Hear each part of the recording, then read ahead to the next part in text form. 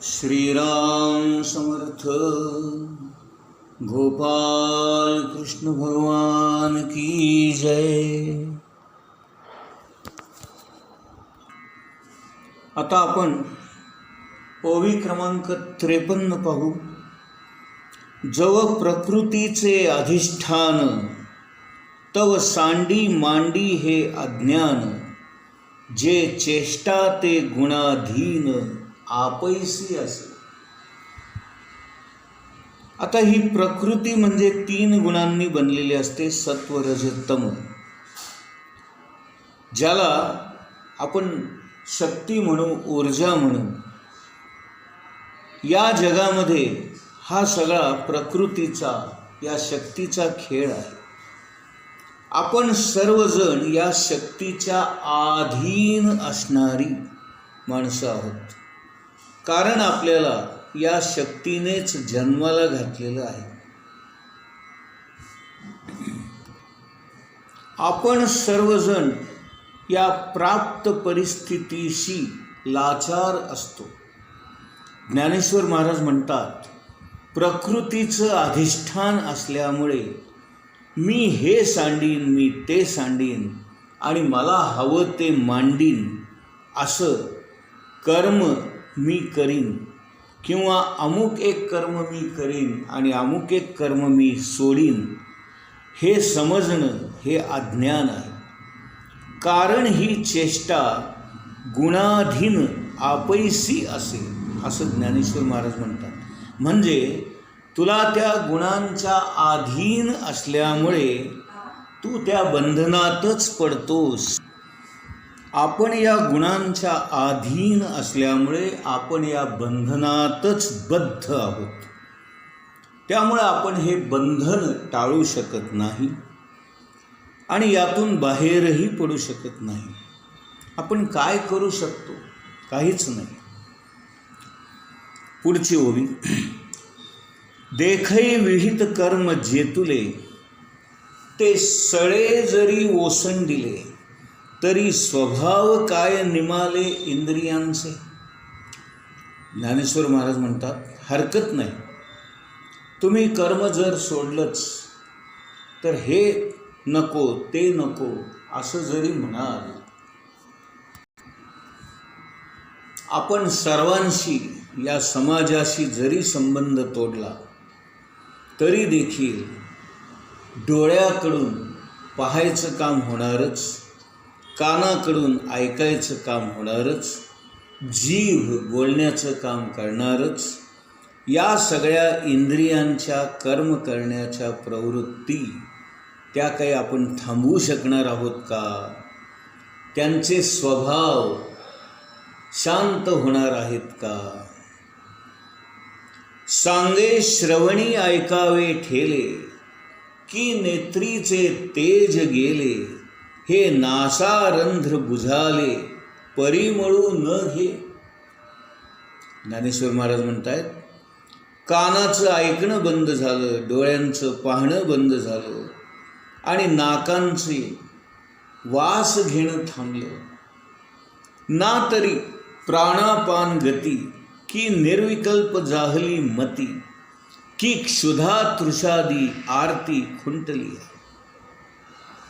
प्राण अपान या वायूंची गती बंद झाली का? मन कल्पना रहित झाले का? भूक लागायची थांबली का?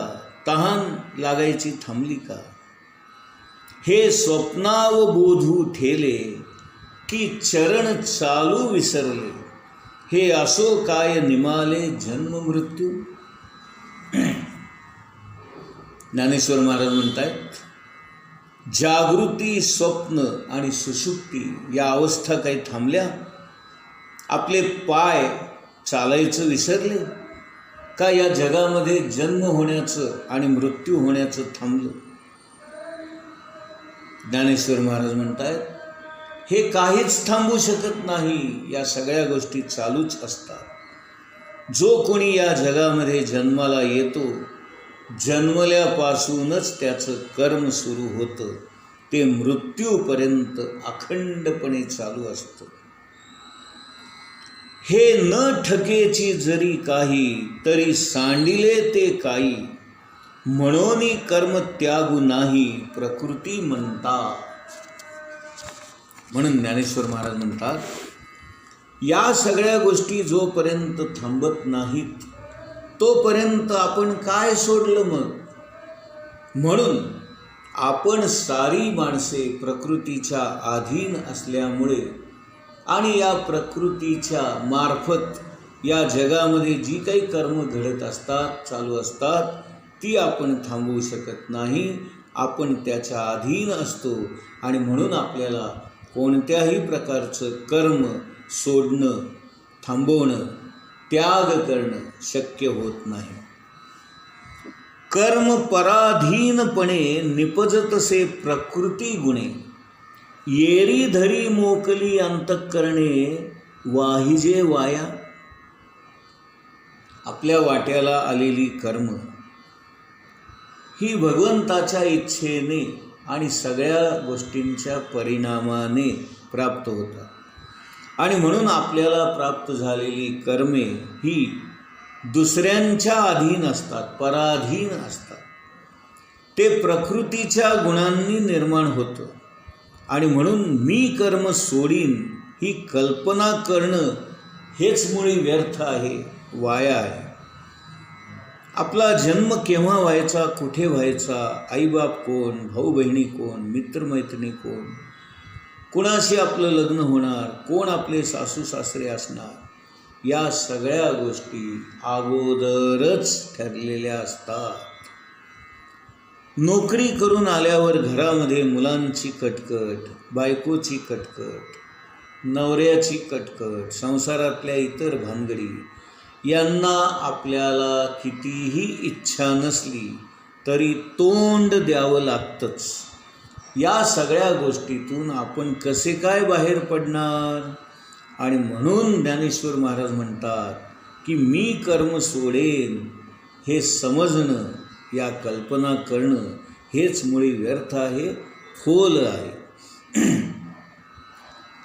देखे रथी आरूढिजे, मग जरी निश्चल बैसिजे, तरी चळू होऊनी हिंडिजे परतंत्रा. इथे ज्ञानेश्वर महाराज एक फार सुंदर दृष्टांत देत आहेत. ते म्हणतात की एक मनुष्य रथामध्ये बसला आणि तो काहीही न करता स्वस्थ बसून राहिला, तरी तो रथ जिथे जिथे जाईल तिथे तिथे जातोच ना. म्हणजे तो त्या रथावर अवलंबून आहे, तो परतंत्र आहे, पराधीन आहे. त्याप्रमाणे आपली कर्मसुद्धा पराधीन असतात. आज समाजामध्ये ज्या काही अनिष्ट घटना घडताना आपल्याला दिसतात, खून होतात, बलात्कार होतात, चोऱ्या होतात, लुबाडले जातात, तर या सगळ्या परिस्थितीमध्ये मी काय करू शकतो असा जर आपल्याला प्रश्न पडला तर महाराजांनी याचं एक फार सुंदर उत्तर देऊन ठेवलं. ते म्हणतात की सगळ्याच संतांना या सर्व परिस्थितीची आणि होणाऱ्या घटनांची पूर्ण कल्पना असते आणि त्यांना या गोष्टींची जाणीवही असते. पण बाहेरची परिस्थिती जर आपल्याला अनुकूल नसेल तर माणूस या परिस्थितीला काहीही करू शकत नाही. तुमच्या आमच्यासारखी माणसं वर्तमानपत्र वाचून केवळ अस्वस्थ होण्यापलीकडे दुसरं काहीच करू शकत नाही. फार फार तर आपण भगवंताची प्रार्थना करू शकतो आणि त्याला सांगू शकतो की देवा, या सगळ्या अनिष्ट रूढी परंपरा, या सगळ्या अनिष्ट गोष्टीपासून माझी सुटका कर, जे कल्याणाचं असेल ते कर. एवढी प्रार्थना फक्त आपण करू शकतो. महाराज म्हणतात की माणसाचं कर्तृत्व, कर्तेपण किती लंगडं आहे हे समजण्यासाठी, हे शिकण्यासाठी हा सध्याचा काळ फारच उत्तम आहे. म्हणून आपण बाह्य परिस्थितीला सामोरं जाऊन अस्वस्थ होऊ नये, कारण त्यामुळे आपली उपासना नीट होणार नाही. आणि आपली उपासना नीट आणि योग्य पद्धतीने व्हावी असं वाटत असेल तर आपलं मन अस्वस्थ होऊ न देणं एवढंच आपण करू शकतो. माझ्या हातामध्ये फक्त प्रार्थना करणं एवढंच आहे. त्या गोष्टी घडवून आणायच्या की नाही हे सगळं त्या भगवंताच्या हातात आहे. महाराज म्हणतात, ज्ञानेश्वरी म्हणजे काय हो? ते म्हणाले, ज्ञानेश्वर महाराजांना एवढे सगळे अनुभव आले आणि ते अनुभव त्यांनी शब्दामध्ये मांडले, तीच ज्ञानेश्वरी होय. कारण ज्ञानेश्वरीमधला प्रत्येक शब्द, प्रत्येक ओवी ही ज्ञानेश्वर महाराजांच्या वैयक्तिक पारमार्थिक अनुभवांनी भरलेली आहे. ज्ञानेश्वर महाराज एका आपल्या अभंगामध्ये म्हणतात, इवलेसे रोप लावियले द्वारी, तयाचा वेलू गेला गगनावेरी. निवृत्तीनाथांनी मला नामाचा उच्चार दिला, ते इवलस रोप माझ्या जीवनामध्ये लावलं आणि ते वाढलं वाढलं वाढलं किती, तर गगनापर्यंत ते वर गेलं. संपूर्ण विश्व त्या रोपट्याने व्यापून टाकलं. म्हणून महाराज म्हणतात, ज्ञानेश्वरी जर आपल्याला खऱ्या अर्थाने वाचायची असेल तर आपण ती ज्ञानेश्वरांना आलेल्या अनुभवाच्या दृष्टिकोनातून वाचावी. ज्ञानेश्वर महाराज आपल्याला हेच सांगू इच्छितात. ते म्हणतात की बाबा रे, तू ज्या परिस्थितीमध्ये जगतो आहेस, ज्या परिस्थितीमध्ये जन्माला आलेला आहेस, त्या परिस्थितीच्या तुझ्यावर मर्यादा आहेत. माणसाला या परिस्थितीमध्ये किती स्वातंत्र्य आहे? तर ज्ञानेश्वर महाराज एक दृष्टांत देत आहेत. ते म्हणतात की 2 खोल्याचं आपलं घर असेल तर आपल्याला एवढंच स्वातंत्र्य आहे की मी या खोलीत झोपायचं का त्या खोलीत झोपायचं, एवढंच स्वातंत्र्य आपल्याला आहे. परंतु कर्म माणसाला मात्र परतंत्र्यामध्येच ढकलतं. आपण सगळे पराधीनच होतो. आपण या परिस्थितीच्या, या नियतीच्या, या मायेच्या, या प्रकृतीच्या नियमांनी बांधले गेलेलो आहोत.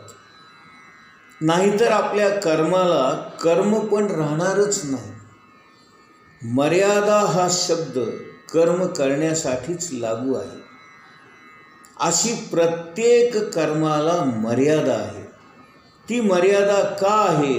त्याला कारण म्हणजे आपण प्रकृतीमध्येच जगतो आणि प्रकृतीपासूनच बनलेले असतो.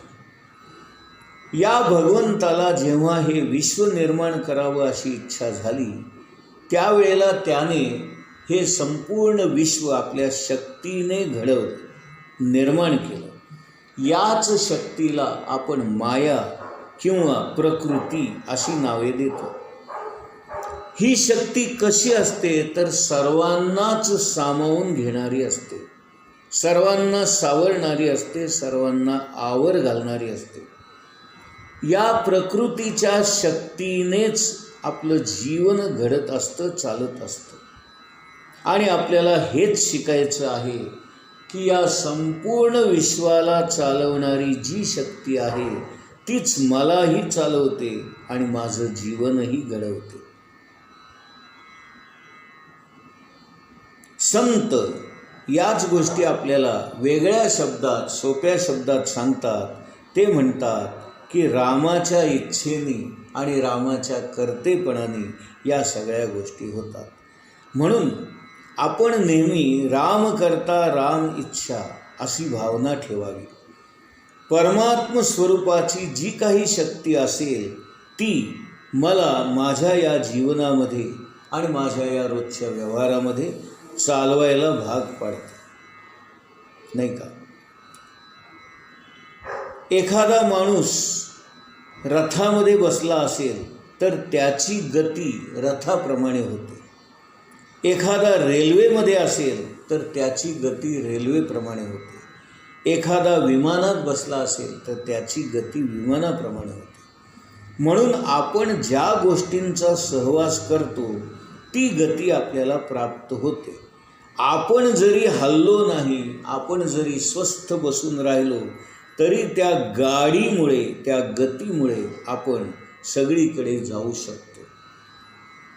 त्याप्रमाणे आपण जन्माला आलेलो आहोतच, त्यामुळे जन्मताच आपण या प्रकृतीच्या गाडीमध्ये बसलेलो आहोत.